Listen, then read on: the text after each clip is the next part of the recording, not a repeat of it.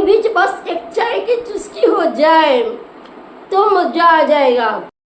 दोस्तों, आलू के पराठा की फाइनल लुक। अस्सलाम वालेकुम दोस्तों, आप सब कैसे हैं? उम्मीद करती हूँ आप सब अच्छा ही रहेंगे और बहुत खुश भी रहेंगे।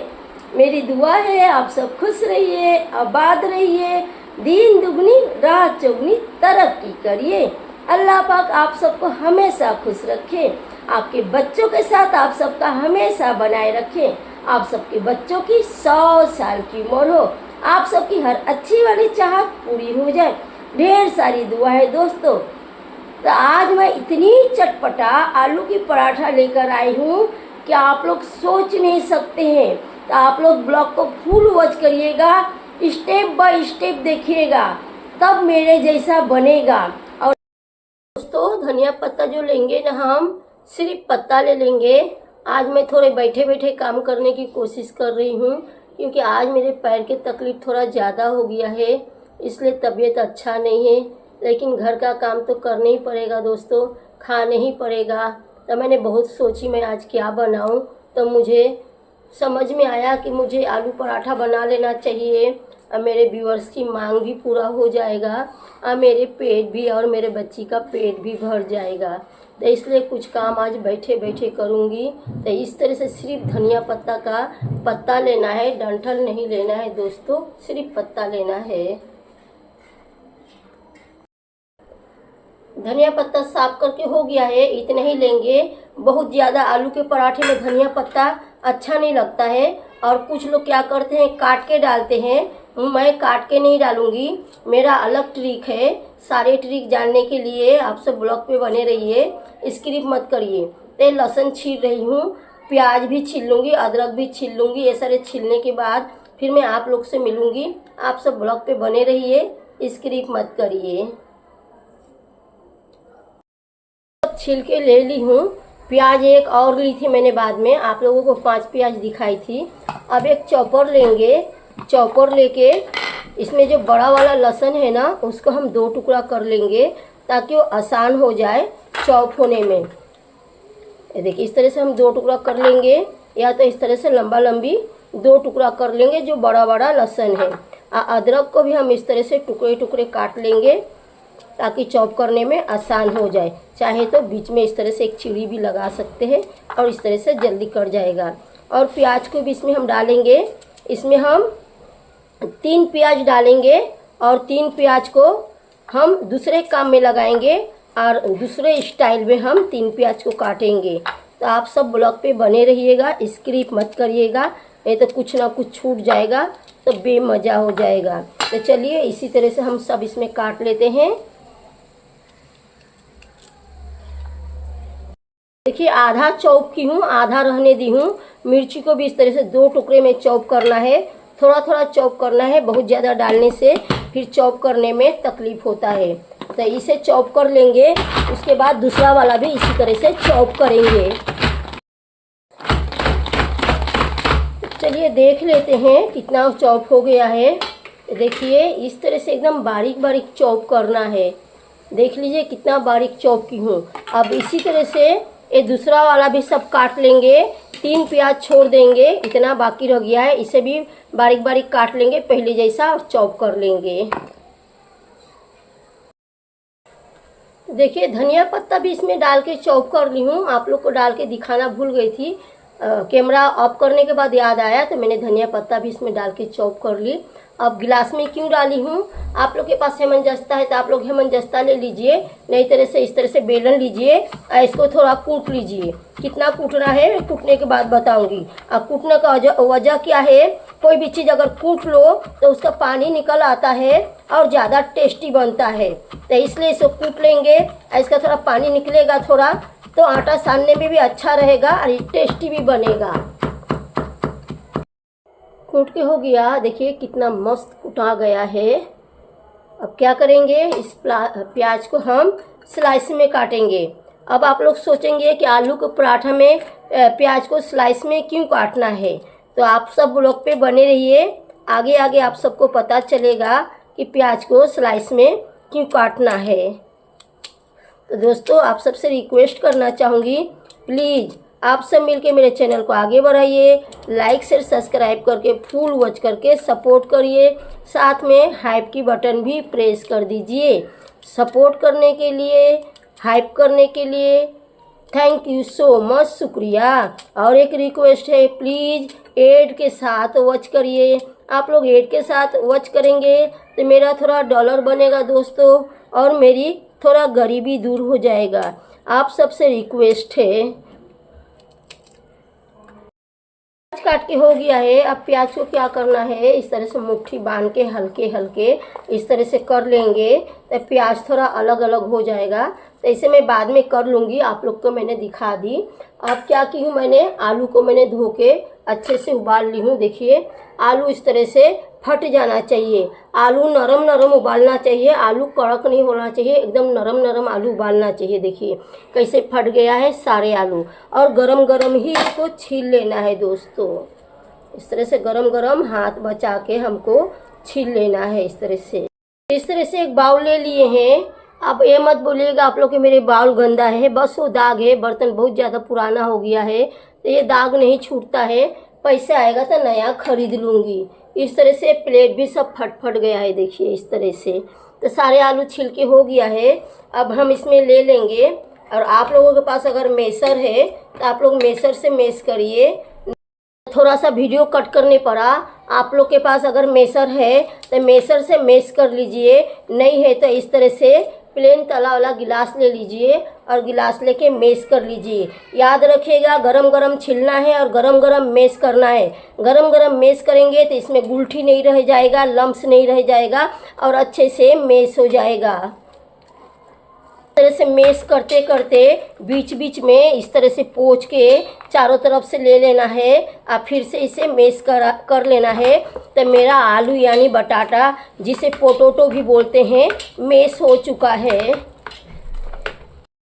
कढ़ाई तेल दोनों गर्म हो चुका है।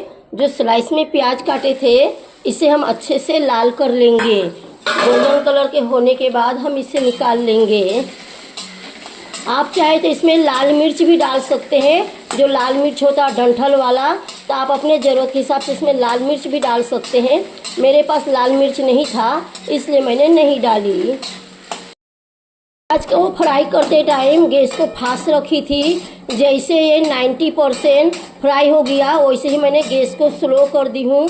और देखिए ये 95% जब फ्राई हो जाएगा, थोड़ा सा बाकी रहेगा, कभी इसको निकाल लेना है, क्योंकि निकालने के बाद भी ये प्याज यानी कांदा, जिसे ऑनियन भी बोलते हैं, निकालने के बाद भी थोड़ा फ्राई हो जाता है।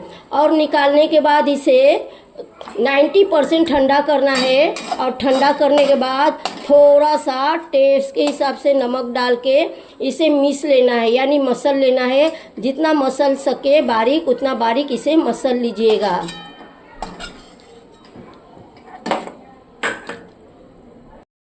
तो इधर मैंने अजवाइन ले ली हूँ और सौंफ ले ली हूँ। आप अपने हिसाब से, क्वांटिटी के हिसाब से, अपने टेस्ट के हिसाब से ले लीजिएगा। इसे हाथ में ले लेंगे, तरहत्ती में ऐसे थोड़ा मसल लेंगे, थोड़ा दरकच लेंगे। उसके बाद इस तरह से करके डाल देंगे। नीचे के जो कचरा रहेगा उसको हम बाजू में डाल देंगे। इधर नॉर्मल नमक लिए हैं और बीट नमक यानी काला नमक, कोई कोई पहाड़ी नमक भी बोलता है। नॉर्मल नमक जितना लेंगे, बीट नमक उसके आधे लेंगे। और टेस्ट के हिसाब से ज़रूरत के हिसाब से चाट मसाला ले लेंगे। आपको जितना खट्टा चाहिए उस हिसाब से ले लीजिएगा। आपके पास अगर चाट मसाला नहीं है तो आप नींबू डाल सकते हैं या आम का अचार डाल सकते हैं। ये जो प्याज को हम मसल के रखे थे, थोड़ा ये ठंडा हो गया था मेरे चाय बना के पीने के चक्कर में, तो ठंडा होने में ये मसलने को नहीं होता है। कम से कम 20 से 30% गर्म रहेगा तो अच्छे से मसल जाता है। और ये जो हम रखे हैं सब अदरक, प्याज, लहसुन वगैरह, ये सब हम इसी में डाल देंगे। आप अपने पसंद से इसमें कोई भी अचार डाल सकते हो। अब इसे क्या करेंगे, हम अच्छे से मिस लेंगे। नमक थोड़ा कम था तो मैंने वापस से नमक डाली, और चाट मसाला भी थोड़ा और लगा था और थोड़ा चाट मसाला डाली थी क्योंकि खट्टा कम हुआ था। अब इसमें हम क्या करेंगे, आटा डालेंगे थोड़ा थोड़ा और सानेंगे। और एक बात बता दूं, जो मैंने प्याज फ्राई करके डाली हूँ, तो आप लोगों को अगर कच्चा प्याज नहीं चाहिए तो आप लोग इस तरह से ज़्यादा प्याज को, मतलब जितना प्याज ज़रूरत है उस हिसाब से आप फ्राई करके फ्राई किया हुआ प्याज डाल सकते हो। कच्चा प्याज अगर आप लोगों को पसंद नहीं है तो, और कच्चा प्याज पसंद है तो आप दोनों डाल सकते हो। मैं फ्राई करके क्यों दिखाई कि जिसे कच्चा प्याज पसंद नहीं वो प्याज को फ्राई करके डाल सकते हैं अपने टेस्ट और ज़रूरत के हिसाब से। अब इस तरह से हम आटा डाल डाल के सानते जाएंगे। और जिसे दोनों प्याज डालना है फ्राई और कच्चा वो दोनों डाल सकते हैं। तो इस तरह से जितना आटा लगेगा डालते जाएंगे थोड़ा थोड़ा और सानते जाएंगे। इसमें एक बूंद भी पानी नहीं डालना है, एक बूंद पानी नहीं डालना है। तो इस तरह से हम सान लेते हैं।